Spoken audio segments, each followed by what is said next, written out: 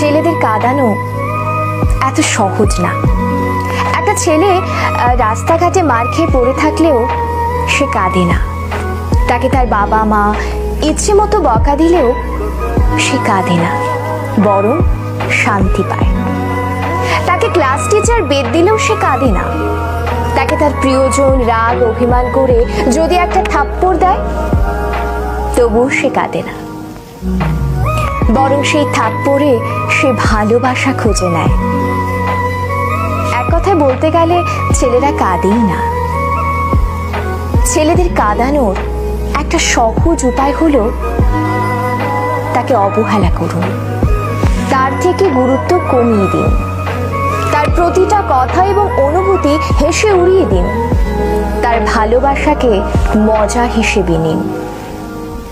তবেই ছেলেটি কাঁদবে, তবে রাতে কেউ জানবে না। আপনি এইটুকু করে এক রাতে তাকে যতটুকু কাঁদাতে পারবেন, বাকি সারা জীবনেও তাকে ততটুকু কাঁদাতে পারবেন না।